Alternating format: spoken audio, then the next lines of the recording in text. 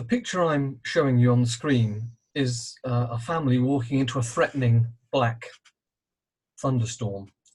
And that's where I think we're heading if we allow radical or extreme, as opposed to moderate or reasonable politics, to take over our societal discourse. And what follows is me thinking in the abstract, musing out loud, if you like. It's an attempt to think about the reasons for and downsides of socio-political radicalism. If anyone listening wants to take what I say personally, then that's your choice, but it's not said with any particular person in mind, and I'm not seeking to offend. However, I'm also not going to self-censor just in case someone wants to take exception to my views. Plenty will, I'm sure. By all means, give counter-arguments, but please give your reasons so we can have a meaningful dialogue. Before criticizing political radicals, perhaps it would be useful to start by saying what I think moderate or centrist politics is. It is perhaps assumed that were you to draw a horizontal line with state-controlled authoritarianism being on the far left and libertarian free market capitalists on the far right, then a moderate or centrist would be at the middle point. But this is not really the way to look at it. There's more nuance than that.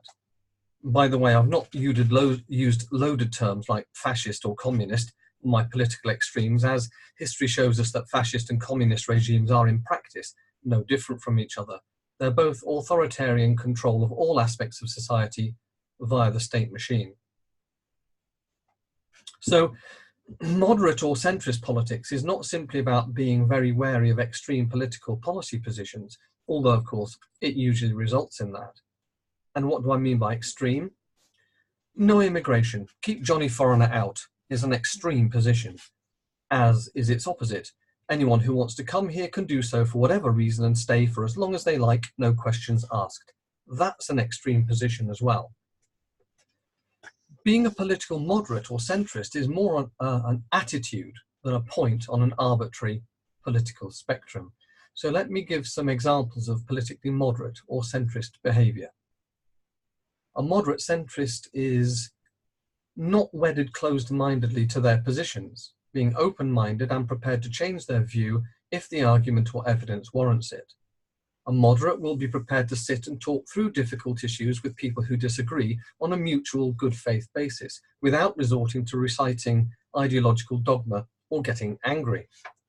A moderate will identify ideas and policies and behaviours which are hardline or extreme and examine them critically, since for every uncompromising policy proposal that could work fairly across society, there will be 10 which will either cause more harm than good, or simply transfer an unfair situation from one area or group within society to another. In other words, playing a power or revenge game beneath a cloak of virtue. It's our turn to have the power now, nothing to do with genuine societal fairness. A moderate centrist looks for areas of agreement and is willing to compromise where it seems reasonable to do so. A moderate centrist can maintain an equipoise between their emotions, the heart, and their reason, the head. So anyway, I admit to having a real problem with radical or hardline or extreme or uncompromising, use whichever word you like, politics, whether left or right. I'm using terms like radical and extreme, but as I've said, these are all different words that mean the same thing. They're not totally interchangeable, of course, but they do have a lot of overlap. When you identify a problem in society, but the only way you can think of to combat it is to behave as badly as the behaviour you're complaining about, or to advocate for extreme political or societal change based on strong emotional instinct, or to describe people with differing views with epithets such as Nazi or evil, for example, that's not wisdom, that's radical, and that's a failure. And anyway, it's counterproductive. The more extreme your rhetoric and behaviour, the more extreme will be the pushback against it, which we are seeing with so many people espousing closed-minded, polarised political views on mainstream and social media. Thankfully, the majority of us are moderate and tolerant and are open to change our views and to accept change in society, as long as it's reasonable and at a pace that can be absorbed safely, i.e. without bringing society or the economy crashing to the ground. When moderate, reasonable people hear hardline, uncompromising views and policies being put forward, they naturally recoil, even if they may have sympathy for the core argument, because hardline, uncompromising policies, whatever their intention, always bring trouble in large quantities when translated from theory to the real world.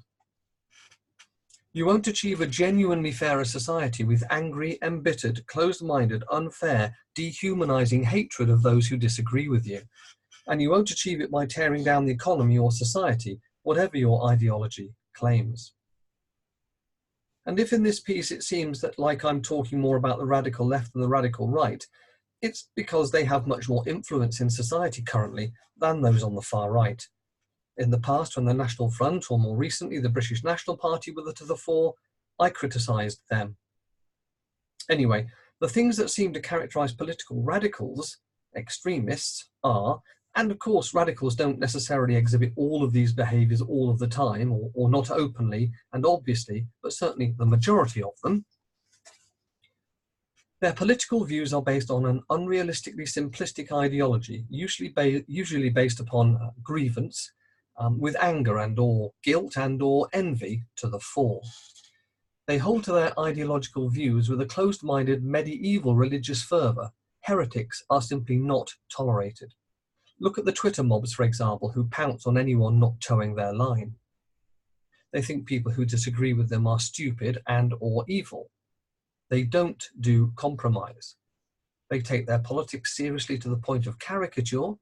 They are so desperately earnest about their politics. They take offence very easily while oblivious to the offence their own views give. They are hypocritical, attacking behaviour in their opponents while defending same or similar behaviour from their political friends. They don't laugh at themselves or self-deprecate. They lack humility, especially when discussing societal or political issues. They have absolute certainty politically. No doubt is allowed to crowd their thinking. They claim to fight oppression wherever they find it, and that's everywhere, because they search for it day and night. They are driven by heightened emotions, particularly guilt and anger. They can only see the negatives in society, or at least it suits them to choose to forget, and it is a choice, that our society is fairer than ever before. That whatever your place in society, yes, even the poorest, let alone gays, women, racial minorities, etc., have more, both economically and in terms of freedoms and opportunity, than their counterparts in any previous generation. So why the never-ending emphasis on the negative aspects of life? Why, as things improve, do some radicals try to imply that it's never been worse? Why the implication that until we reach some unachievable utopian perfection, defined by them, of course, we are living in the most disgusting, appalling society you can think of? Perhaps to justify their continued radicalism? Perhaps because the radicalism is the main meaning they have in their lives? Or perhaps something else? Let's explore some of the possibilities.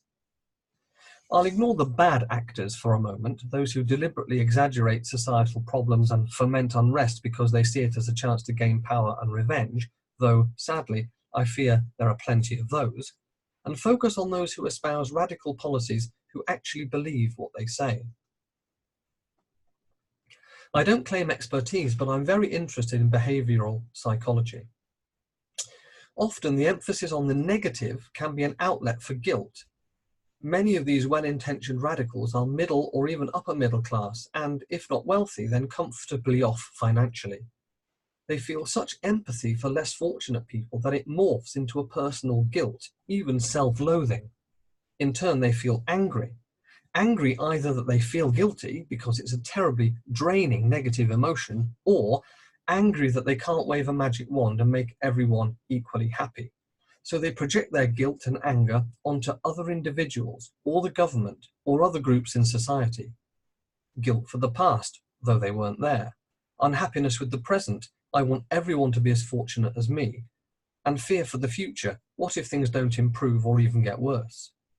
Some have a personal meaning crisis, which can even lead to depression. And sometimes, to deflect from our guilt and anger and to try and find some meaning, to show ourselves how much we care, we can spend our time looking for behaviours in others or wider society that we can call out, protest about, wag our fingers and tut-tut at. After all, there's nothing like spending your time in the role of crusading hero to take your mind off the main problem, which is usually inside ourselves. It's a form of mental self-preservation. If I spend all my time looking and finger-pointing outward, I don't have to look inward and deal with the shadow inside myself. By constantly pointing out the shadow in other individuals and wider society, I get to put off, possibly indefinitely, dealing with my own fears, contradictions, hypocrisies, and yes, evil, while at the same time feeling that I have a purpose to identify and expose the bad people, the evil ones, easily defined as those who don't agree with me, and to do what I have decided is righteous, to strive for utopia, to feel virtuous, assuage that guilt just a little. I'm reminded of the last record in Kenneth Williams' diaries before he committed suicide. "What's the bloody point?" he wrote. Now, none of this is to suggest that there aren't issues in our society which need to be improved. Of course there are. And we all, as individuals, like Kenneth Williams, need to know what the point is for ourselves, what our purpose is. We all need a purpose, a meaning, and to feel that our purpose is good and worthwhile, that we haven't and aren't wasting our lives. Psychologically, we need to be able to give ourselves a metaphorical pat on the back for being useful and kind, and we so desperately want to feel and be told by others that we are good, to feel that we're making the world a better place. We want to identify and be identified with the good tribe. So we do have issues in our society which we need to address, of course we do, and add that undoubted fact to a mindset of anger and or guilt, or anxiety about our purpose and meaning in life, and a defense mechanism which projects outward so we don't have to look inward, and the emotional turmoil can easily draw us into embittered, angry social and political radicalism or extremism. But radicalism is always based on strong emotions, and we know that emotional decision-making is almost always less than the best decision-making, whether in day-to-day life or politics. And the more complex the subject, the more that's true, and you don't get more complex than a society containing tens of millions of individuals. For me, strong emotion-driven political ideology is like lashing out in anger if someone is rude to you and beating them up. The longer-term adverse consequences will far outweigh any short-term benefit you may feel from releasing your anger.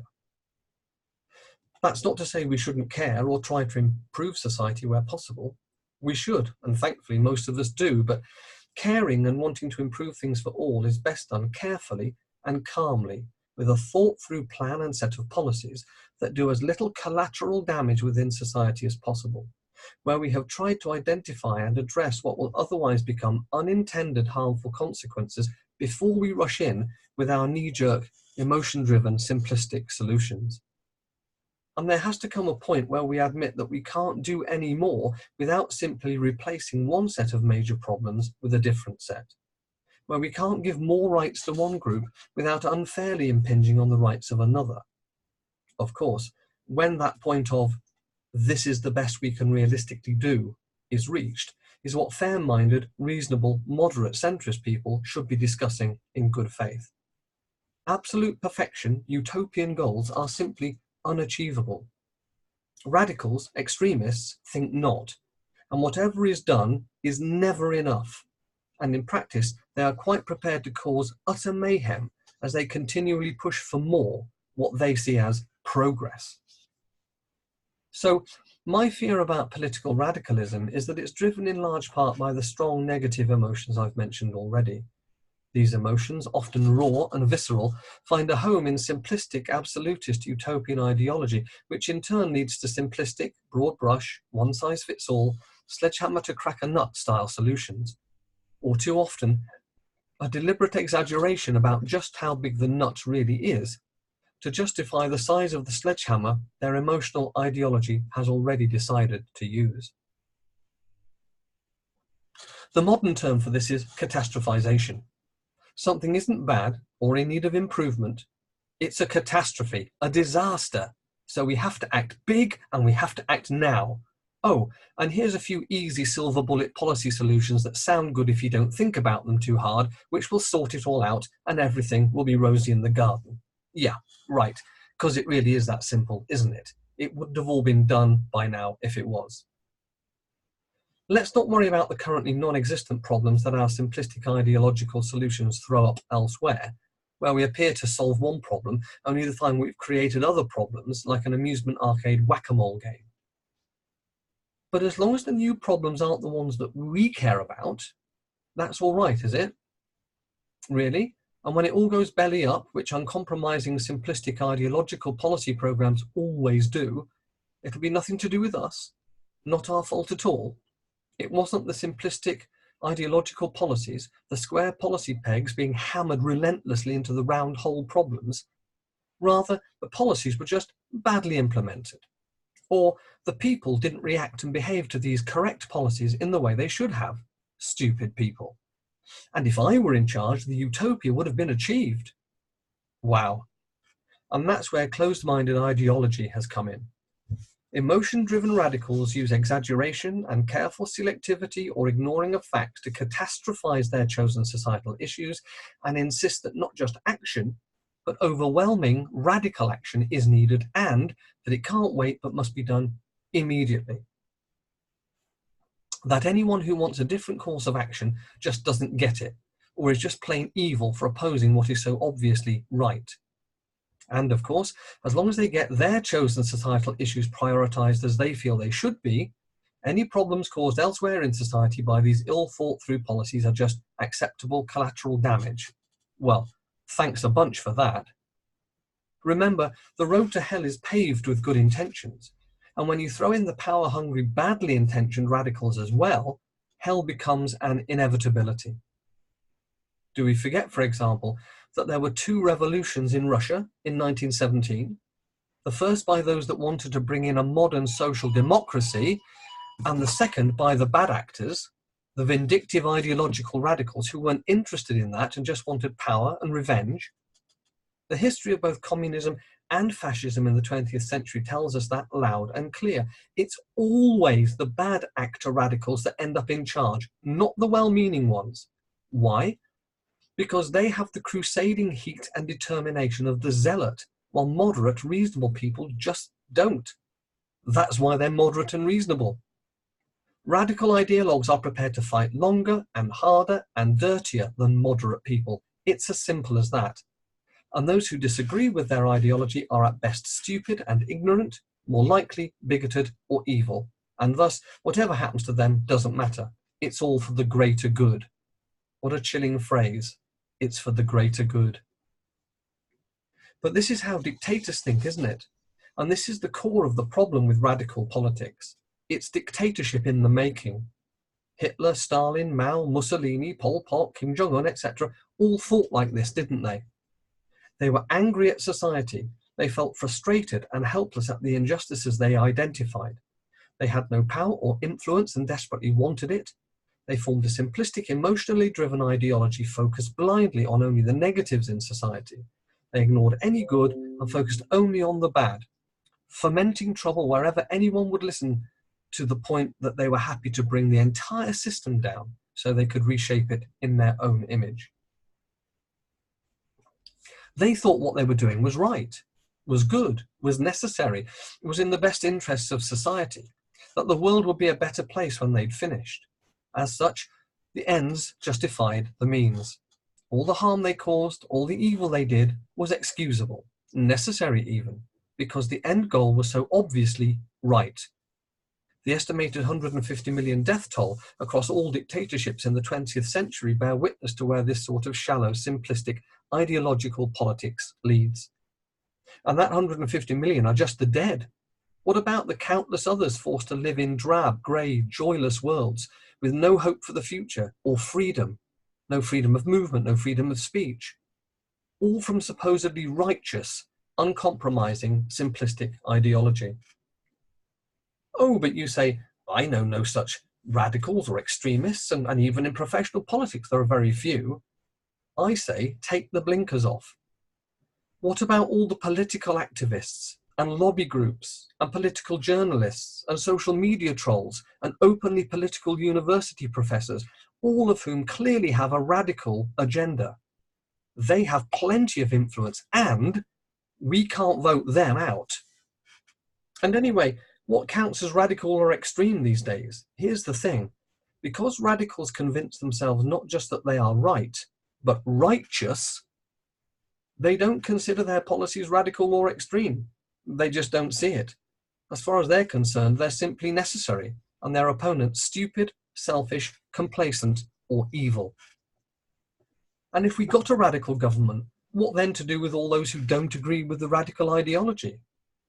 These days, and you can see it every day on social media and in increasing radical activism on university campuses, anyone speaking against the new social orthodoxies are not ignored and certainly not debated, but silenced, ridiculed, no-platformed, smeared, threatened. Their job is threatened, their reputation is threatened, they are often physically threatened, and sometimes even their family are threatened. This is the stuff of dictatorship. This is Nazi brown shirt mob tactics for the 21st century, and we all know where it ends up.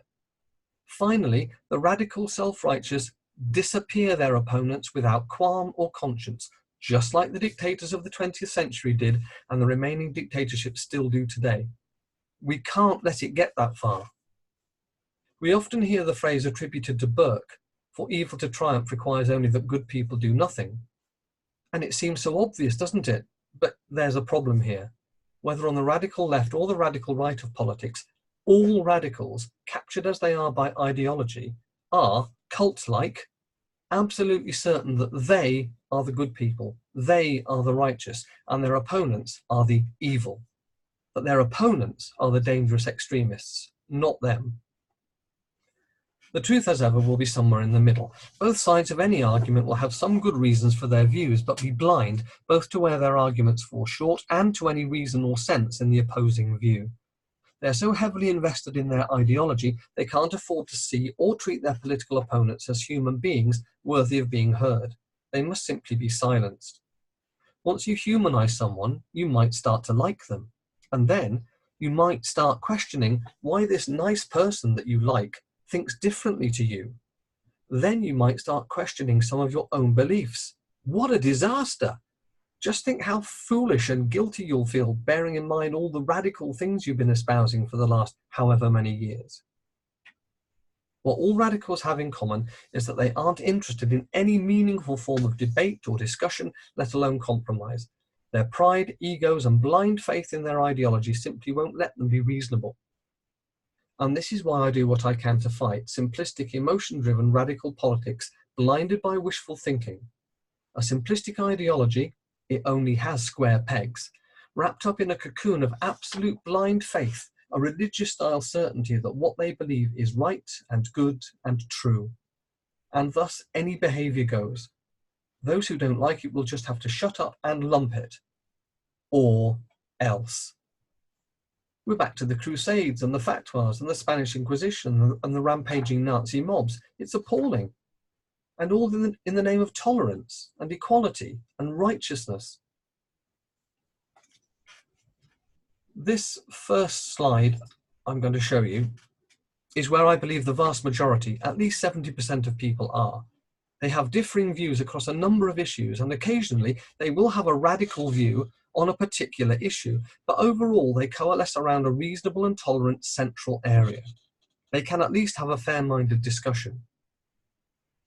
This second slide shows you the view of the political radical, the political extremist. They are so far gone that even those at 6 on their side of the scale are viewed with suspicion. In current political terms, radicals are those who insist they're not radical or extreme, but condemn anyone below 7 on their side of the scale as being radical extremists the other way. Societies can't stagnate. They need to change over time, yes, but we need to make sure the changes are reasonable. We need to acknowledge the good that needs to be kept. We need to stop self-flagellating about our past. We need to make sure that society can cope with changes and the speed of change in a controlled and calm way. That the changes have the consent of the majority, and that the way any changes are implemented is carefully thought through and planned, causing as little collateral damage via unintended consequences as possible, and helping those adversely affected by the changes as required. We also need to have the courage to identify and refuse change that simply replaces one type of unfairness or discrimination with another. An example is allowing biological males identifying as women to use female-only toilets. Can the rights of that tiny, tiny minority really ride roughshod over the rights of 50% of the population not to have penises in their toilet areas? Sometimes you can't go any further with equality for all because you get competing rights, competing equalities that are in direct competition with each other, and some people will just have to get by as things are. But we are so much more tolerant than in the past. Living in the UK in 2019 is not the awful hardship minority activists try to claim it out to be. Without using force, how perfect do you think you can get a society of 70 million people to be? And once you're using force, that society is immediately not perfect. And who gets to decide what the perfect society looks like anyway? Me? You? We all have our own hopes and dreams and fears and aspirations and skills and strengths and weaknesses. You can't remove all unfairness or all bad behavior. You just can't. For me, within radical ideological thinking, whether on the far left or the far right, there's simply too much unrealistic utopian wishful thinking by the well-intentioned and too much desperation to gain victory and power by the badly intentioned for radicalism or extremism ever to be the best way forward in a modern democracy. Lumping individuals in society into homogenous groups and pitting those groups in society against each other is a desperately regressive way to do politics, because that will never end in fairness and peace and contentment in society. The bad actor radicals know this and don't care. They just want to win, so not everything else. The good actor radicals need to be less naive and talk things through open-mindedly and in good faith with moderates, the vast majority of who will be sympathetic to their concerns, but have issues over the policies expounded. Oh, radical class and identity politics is a great way to stoke the fires of division and civil strife and set neighbour against neighbour, group against group, and wreck the economy and turn decent civilised people into animals, constantly at war with each other. Oh yes, radical politics is very good at that. Bravo, well done. So, rather than allow the over-emotional, ideologically motivated and shrill-voiced radicals to overwhelm our political discourse, I think it's time for moderates, for centrists, to be a bit braver in calling out hardline extreme ideas and policies when we come across them. I'll certainly try to. Now, there's a lot of good work being done to counter closed-minded radicalism by, for example, Rebel Wisdom. You should check out their website and YouTube channels listed in the description. If you want another and mercifully shorter take on what's wrong with extremism and why political and societal moderation is the only non-destructive way to conduct our politics, see the video from the fantastic YouTuber Noel Plum, also listed in the description. Thanks for listening.